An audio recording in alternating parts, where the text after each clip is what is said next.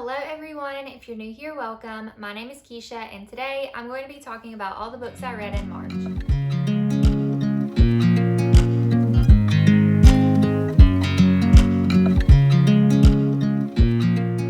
March ended up being a very successful reading month for me. I ended up reading 15 books, and that is in large part because I co-hosted a graphic novel readathon with my friend Gwen from Lavender Mud, or Gwendolyn Kinsinger here on YouTube, and Ponytails in Paperback, who is Elizabeth.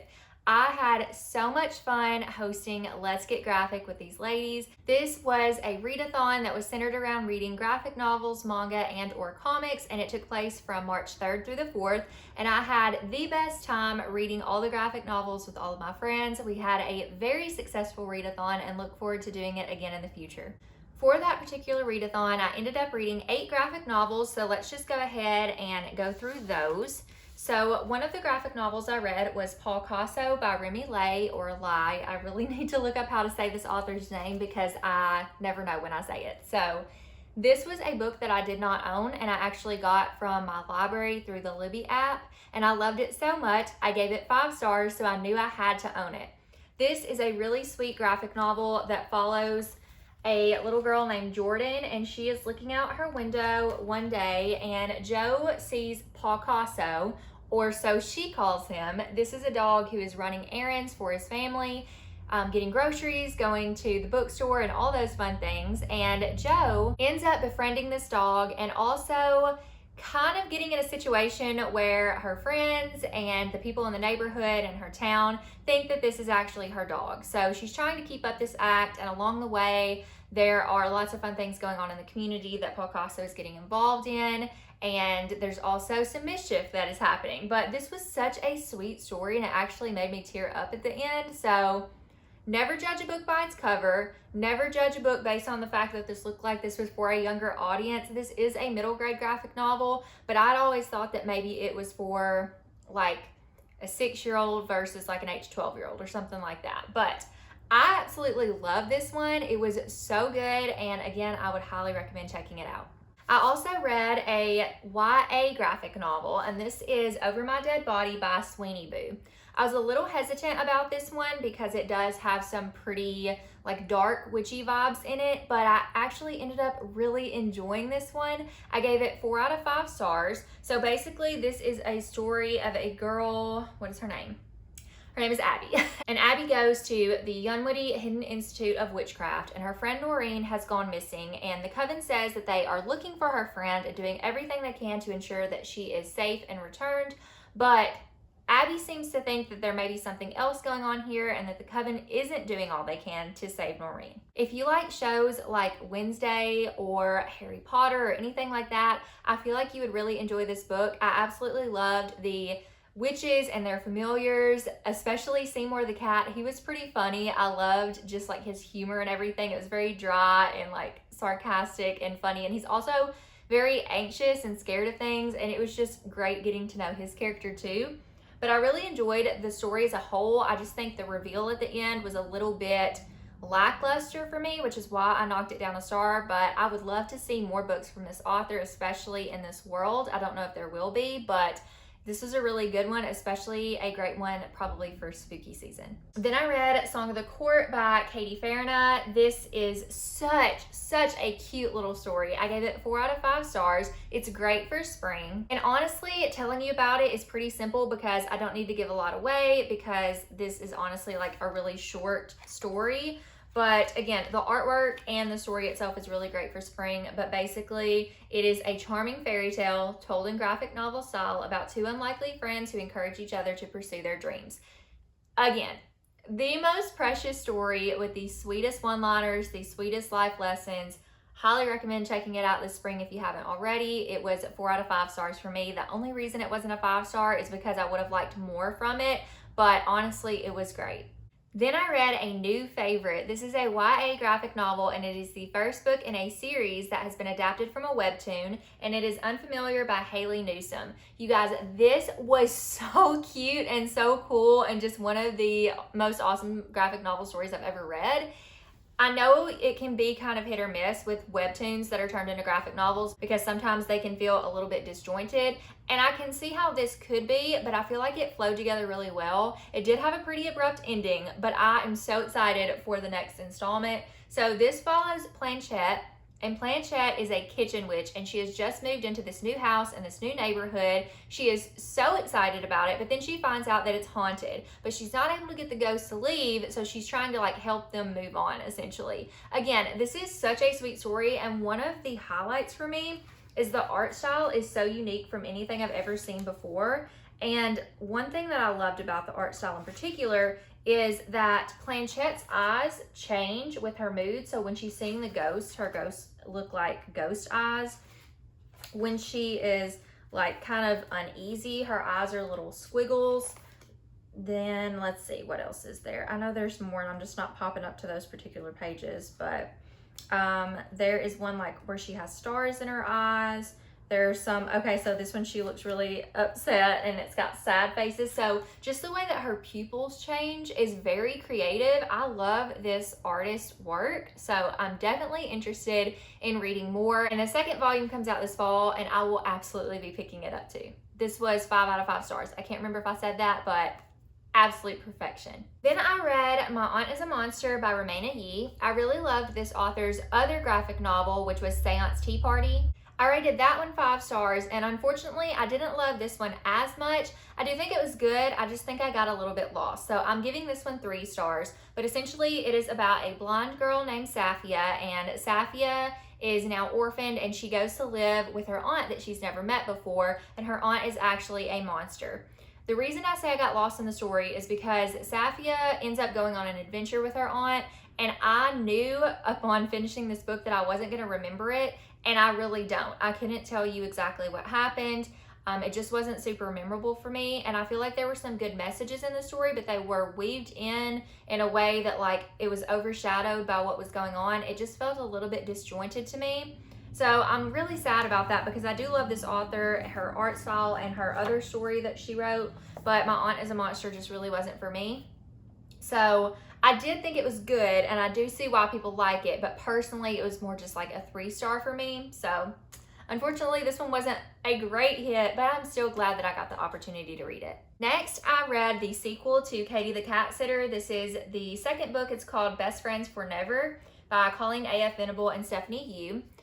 The first book in the series, this is another case of the other book I read was better. The first book in the series was 5 stars for me. This book was 3 stars, and I don't think I'm going to be continuing just because I think the first book was very unique in that Katie was unraveling some things. It was a lot of origin story type stuff of getting to know the characters and the cats, because Katie cat sits for like 217 cats. There's also this superhero storyline. This book had very much middle book syndrome. There wasn't a lot going on, and I also think that contributed to my lower rating. So it wasn't my favorite, but I did enjoy it. So it was a 3-star, but again, just probably not going to continue on with that. Then I read Swim Team by Johnny Christmas, and this was a really good contemporary story. I don't read a lot of those, but this one ended up being great. It was 4 out of 5 stars, and it follows our main character. Her name is Bree, and she is starting at this new school where she's really excited to join this new math club, but unfortunately that elective has already been taken up, and now she has to take Swim 101. But she doesn't know how to swim, and so her elderly neighbor, who was actually on the swim team at this school back in her day, ends up teaching her how to swim. And then it turns out that Bree ends up joining her swim team to try to help her school win the championship and win back their title and save their swimming pool. There is also a lot of history. Well, I don't want to say a lot of history because this is not historical fiction, but there are a couple of pages of history about the segregation of pools and beaches for the Black community. I didn't really know a lot about that because I knew about segregation. I knew certain things were segregated, but I guess I'd never really learned or thought about that pools and beaches were a part of that. And there's also this really big stigma or stereotype that Black people don't know how to swim. This story really delves into that Black people have a history of being really great swimmers, but there's a time in history where they were not allowed to even go where there was water, where there were pools or beaches to learn how to swim. So there is that little bit of a divide there. And I thought that was really interesting to learn about. because I just didn't know that part of history. So that was really interesting to learn about as well, and I think that's what made me enjoy this even more. And then there's also really great character development and friendship in this story, so that is why this one was a 4-star for me. And the last graphic novel that I read for Let's Get Graphic was The Sprite and the Gardener by Ria Brego and Joe Witt. This is a really cute story with beautiful illustrations. I think the illustrations are really the draw of this for most people. I will say that it was a very short story, as you can see, and honestly, the story did not really live up to it for me. So the art style gets a 5 stars, but the actual story gets a 3. I feel like this could have been fleshed out a little bit more and given more to the story. I do think it was really sweet, and there was like an overall good message of friendship in here, but I think it could have been dived into a little bit deeper, and I would have liked it a little bit more. After Let's Get Graphic, I was still in the mood to read some graphic novels, and one of my friends sent me Everything is Okay by Debbie Tung. And this was just really good for the season that I've been in over the past few months of experiencing some pretty extreme anxiety and depression. And thankfully, I'm coming out of a lot of that right now and coming into a new season, which I'm very thankful for. But this book was very much like perfect for this time, perfect for me as a person. It is set up in a comic style, so it's not necessarily a graphic novel story per se, but you could give me 4 panels of this and I would read a very short sentence and I would be in tears. It's just so relatable, and I love how Debbie Tung writes these stories that are kind of like autobiographies of her life as well, or pieces of her life that she's putting into her work that I find so relatable also, and I know so many other people do, so I gave this one 4 stars. Next up, I read a couple of books for middle grade March. The first one is When Sea Becomes Sky by Gillian McDunn, and this was so kindly sent to me by Lily from Bloomsbury Publishing, so thank you so much, Lily, for reaching out and asking if I would be interested in reading this. This is a really sweet story about a brother and sister, and just kind of sibling dynamics of how sometimes you might butt heads a little bit, but you ultimately love each other so much. It also deals with grief, and there's a little bit of a mystery weaved in as well. So if any of that piques your interest, I would recommend picking it up. I think as a whole, the story kind of fell flat for me up until the very end. I liked what the author was trying to do, but I was bored for 3/4 of the story in order to find out what the author was doing. And I also feel like I should have known because I knew what was coming, because it's pretty obvious, but I didn't. So I was surprised. It did send a chill down my spine when something was revealed. However, I think overall as a story, this just wasn't my favorite. I feel like it could have been a little bit better for me. I don't want to say like as a whole, because I do think this author has something going for her, but I think for me it was just an average read, and it's probably not one I'm going to remember long term. So it was good, but it was just a 3-star for me. Again, I had another book so kindly sent to me by the author of this one. So this is Please Return to the Lands of Luxury by John Tilton. This is a middle grade sci-fi, and it was a really interesting story. It kind of reminded me a little bit like if you took aspects of Wall-E and aspects of Meet the Robinsons, not as a whole, but if you just took little aspects of those, it kind of reminded me of that. But this is following a girl named Jane, and she lives on an island of trash. And essentially, Jane has always known this life. There are pieces of her memory that are missing, that she just kind of can't recall certain parts of her past.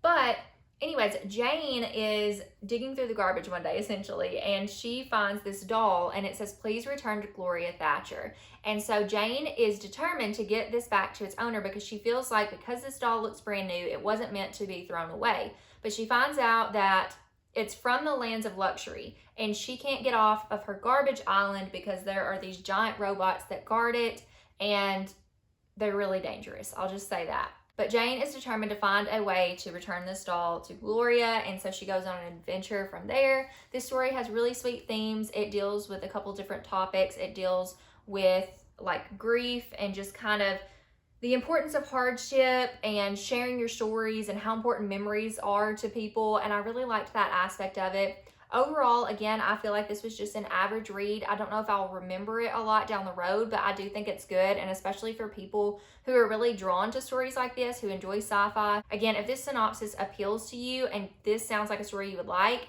I think you would really love it. This is just a little bit different of a story than I would typically pick up, but overall, I really enjoyed it, and I'm very appreciative to John for sending this to me to read. And next, we are going to dive into the Keisha of 2023 that is reading all these new things that Keisha doesn't usually read. So we're gonna start off with the fact that I read the first 3 books in the ACOTAR series by Sarah J. Maas, and I'm still just baffled at like the fact that I read them and that I've loved them and that I've now purchased them. So I do still have 2 library copies here, but I have purchased the hardback editions, and eventually I'll probably get different dust jackets because I don't love these. I like the originals, so the ones that look like this with Farrah on the cover. However, those are like $100 a piece now because they're out of print, and we all know that the last book did not get printed with that artist, which is a crying shame because they are so good. But it's fine. We're fine. It's gonna be fine. But I do want to talk about this series really briefly. I did vlog my experience reading each of these books, so I'll leave those linked down below just in case you're interested. And while I'm at it mentioning things linked down below, I'll go ahead and link the Let's Get Graphic vlog that I did in case you're interested in hearing more in-depth thoughts and raw thoughts on those graphic novels. And again, if you want raw thoughts on the ACOTAR series of the 3 books that I've read so far, those vlogs will be listed down below too. So let's start with ACOTAR. So I'm not going to go in detail about the synopsis of each of these, but let's just say it is a fantasy book that deals with fae. In this first one, it follows a girl named Farrah, and she ends up killing a fae and is taken by another fae into Prithian, which is the fae world, in order to kind of repay this debt for what she did. And the story goes from there. That is a very blanket, bland, generic what this is about. There's so much more to it than that. So I wrote down a couple notes just to highlight about this so I wouldn't spend so much time on all of them. But I will say that I was very pleasantly surprised at how much I enjoyed this book. It reminded me a lot of Beauty and the Beast, which this is a Beauty and the Beast kind of retelling. It also reminded me in parts, like again, this is not as a whole, but the vibes of the Selection series by Kira Cass, like when America was going into like the palace or whatever, just the palace vibes or the royal vibes. Like I was envisioning kind of the same stuff in this when she was staying with Tamlin in this book. And then also there were things that reminded me of like trials in Greek mythology, and also Farrah is an archer, and so that reminded me a lot of Katniss Everdeen from the Hunger Games. So all of those things helped me to enjoy this story, but also I loved that Farrah is such a strong female lead, and she's probably one of my new favorite book characters. I also fell in love with Tamlin and Lucien. I loved them so much in this book. I felt every emotion under the sun here. I mean, it's absolutely crazy. I felt joy, I felt sadness. The villain in this book, she reminds me so much, like the same feelings. She doesn't remind me of this character, but the feelings that I had about Umbridge from Harry Potter is the same feelings I have about this villain. Like, this is when you hate somebody so much, they're not even a real person, but like when you just hate them so much and it just makes you angry to think about them because they're so bad, like there's nothing good in them. That is this villain. Like, it was done that well. And I don't know, Sarah J. Maas's writing is just so good, so immersive, and the characters, like really, she just makes you fall in love with each of her characters, but she cannot be trusted. And I will say that as I switch over, this was 5 stars, by the way, in case you couldn't tell, to ACOMAF. This is where I learned that Sarah J. Maas cannot be trusted. I will not say why, but just know that you should not get invested or attached too easily to too many things with her books. Just saying. So, I still have feelings about all this, but we're not going to go too in depth. So, let me just say, in this book, this is the book that is known, except for the last one, this is the book that's known for being a little bit more smutty. And I'm evolving. I'm able to handle that a little bit more. This was so good. Rhysand. That's all I'm going to say. Like, Farrah and Rhysand. Okay? Their story, like the whole backstory, just fawning over it. Okay? I absolutely love it. And it's crazy to me how much I can shift in mindset between books. Just saying. The paint scene in this, that's another thing I want to mention. We also get introduced to the Inner Circle, which is a lot of the other characters you may have heard people talk about, like Cassian, Moore, Azriel, Amryn, just different people. And then, again, there are lots of things, like just little tags, I'm going to say. LOL at the Wingspan stuff. I'll just say that. That is hilarious to me. I absolutely love Valaris. I would love to live there because it is just magical and beautiful, and I'm just obsessed. And again, the emotion in this, just how it's such a roller coaster. Like, I'll be angry one minute and happy one minute and crying the next minute. This is my favorite book in the series so far. This will be in my favorite books of the year. It was 5 out of 5 stars. It was so stinking good. And the cliffhanger in this book got me. Oh my gosh. Like, it was just so stinking good.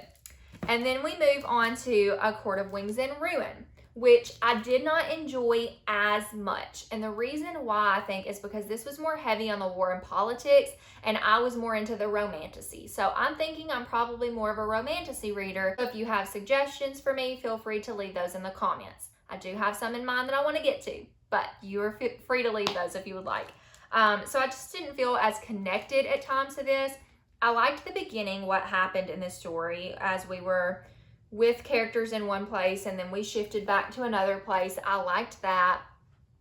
There was a part in the middle that I liked where there was a meeting of the High Lords, and then the end had a lot of really emotional twists and turns. But there was so much of this that felt like it was just really slow and I was just trying to get through it, but I did still really enjoy it. I still love the writing, I still love the characters, I still love the storytelling, so it still is getting a 4-star for me. I just want to say that so far this has been my least favorite in the series because the other two were 5 stars. So I think that's mostly what it was. But overall, this series is like changing my life. And I do want to say, if you have not read this with the graphic audio, not the regular audiobook, but the graphic audio, you are sorely missing out because it is seriously like watching a movie in your head. Reading is already like watching a movie in your head, but this has a full cast of characters, sound effects, and music, and it is phenomenal. I could not read this series without it. Like, I will not. So I'm going to read A Court of Frost and Starlight soon, but the graphic audio for A Court of Silver Flames, like the fullness of it, because it comes out in parts.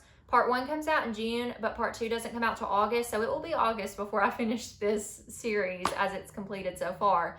But yeah, this has just been a wild ride for me. Those are my favorite reads of the month. But I do have one more book I'd like to talk to you guys about, and it is a fantasy book also. So I read Sorcery of Thorns by Margaret Rogerson for Jordan from Bookish Gems, A Court of Fables Fantasy Book Club. I read this along with her, as well as Rachel from Happy Go Lovely Sleeves and Elizabeth from Ponytails and Paperbacks. So, if you don't know this book has been on my shelves since it came out, basically. I have been looking forward to this book for so long. This is a BookTube darling. I have heard everybody rave about it and love it. It is very, very hyped, and it is scary to read a very hyped book. So essentially, this is a book for book lovers, a book for people who love magic and magical libraries. It follows our main character, I've already forgotten her name, Elizabeth. And Elizabeth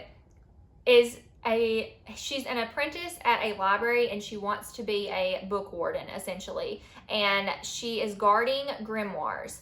And the thing about that is that if a grimoire is mistreated, it turns into a malefic, which is basically a monster, and it's very, very dangerous. So one book gets out and turns into a malefic, and she has to kill it, and it's like this really rare book. She gets blamed for it. There's a lot that happens from there.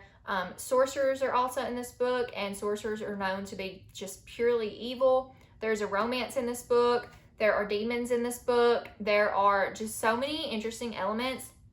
This was not my favorite story, but hear me out. I think coming off of ACOTAR and being in a detailed fantasy world and then going into a very simple one is part of that enjoyment level for me, kind of. There were lots of things, like I tabbed this, there were lots of quotes and funny parts, like there's some banter and some really, really sweet moments, despite the fact that the story was really dark. It reminded me, like, it had similar vibes to like Belladonna, Addie LaRue. I'm trying to think what else. I'm not really sure. Anything that's like gothic that might have like death or demons or something like that as like part of it, if that makes sense. I don't know. Or magic or magical libraries, anything that piques your interest in that realm. But Margaret Rogerson does have a really beautiful writing style. Like, some of her phrases are just so poetic. I'll actually read you one just in case you are a fan of really good writing. This is not spoilery. It just says, something drew tight inside her like a violin string awaiting the touch of a bow. Looking down at him, her heart ached with a song that did not have words or notes or form, but strained nonetheless to be given voice, a sensation that was not unlike suffering, for it seemed too great for her body to contain. It's beautiful, absolutely beautiful. And then you have humor also, just funny things that people say. I can't really give you humor, just know there's like banter. So yeah, this has so much going for it. I really can't nitpick and say that anything is wrong with this story. It is meant to be a standalone. There is like a little like, it's not a sequel. So I guess it's more just like a, what do you call it? Like a companion novel to this that goes on in the story after, because this leaves on a huge cliffhanger for it to not be a series. I think that this could have been fleshed out more if it was a series, but because it's a standalone, that brings it down a little bit because it was so simplistic. But anyways, I'm going to rate this 3.5 stars just because I don't think it's going to be memorable for me. It was disappointing for me out of what I was expecting versus what I got, but I totally get why people love this, and I do think most people will. So please don't take my rating of 3.5 as anything like other than, it's just, for me, it was a little bit more simplistic than what I was looking for, and I feel like it would have been better fleshed out in a series. But most people love this, give it 4 or 5 stars. So just know that, but for me personally, it was 3.5. Okay, friends, that is going to be it for my March wrap up. Please let me know what your favorite book that you read in March is. My favorites are obviously the ACOTAR series, especially A Court of Mist and Fury, or ACOMAF. That was my favorite, and it will be, again, in my favorites of the year. But if you made it this far in the video, go ahead and leave me a bat emoji because of the ACOTAR series and wings and bat boys and all that fun stuff. So leave me a bat emoji, and thank you as always for watching. I love you so much, and I'll see you guys in my next video. Bye, friends.